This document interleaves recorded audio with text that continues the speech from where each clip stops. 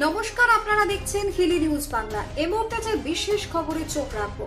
লোকসভা নির্বাচনের আগে কুমারগঞ্জে বিজেপির শক্তি বৃদ্ধিতে নতুন রাজনৈতিক বার্তা উঠে এলো। দক্ষিণ দিনাজপুর জেলার কুমারগঞ্জ ব্লকের জাকিরপুর গ্রাম পঞ্চায়েতের বামফ্রন্ট ছেড়ে দেওয়া মোট 10টি পরিবার বিজেপিতে যোগ দিলেন। সোমবার সন্ধ্যেতে অনুষ্ঠিত এই যোগদান কর্মসূচিতে উপস্থিত ছিলেন জেলা বিজেপির সভাপতি স্বরূপ চৌধুরী, মণ্ডল নেতৃত্ব সহ অন্যান্য জেলা নেতৃবৃন্দ।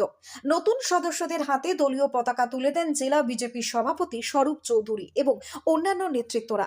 তাদের দাবি, ভবিষ্যতে আরো বহু পরিবার বিজেপিতে যোগদান করতে আগ্রহ দেখাচ্ছে।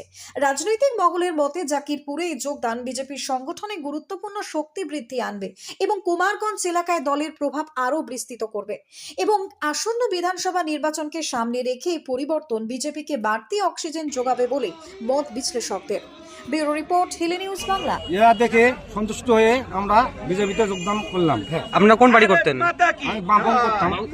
বামপন করতেন। আপনার নাম? সায়ন মুর্মু।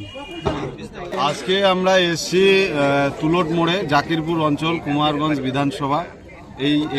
এখানকারই হচ্ছে কি কুমারগঞ্জের বিধায়ক তোরাব হোসেন মণ্ডল, তারই এলাকা থেকে আজকে বামফ্রন্ট এবং তৃণমূলের কিছু সমর্থক ভারতীয় জনতা পার্টিতে যোগদান করলেন। ইনাদের মধ্যে বামফ্রন্টের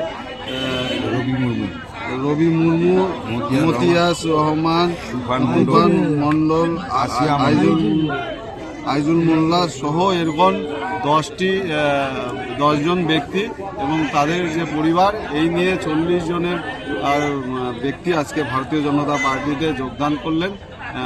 আগামী দিনে ওনাদের দায়িত্ব থাকবে এই এলাকায় আরও ভারতীয় জনতা পার্টির সংগঠনকে আরও শ্রীবৃদ্ধি করা এবং আগামী লক্ষ্য এই কুমারগঞ্জ বিধানসভা, যেহেতু তৃণমূলের আমলে সেই অর্থে উন্নয়ন হয়নি, আগামী 26-এ এখানে বিজেপির বিধায়ক জিতবে এবং 2026 সালে বিজেপির সরকার হবে পশ্চিমবঙ্গে এবং এই এলাকার উন্নয়ন।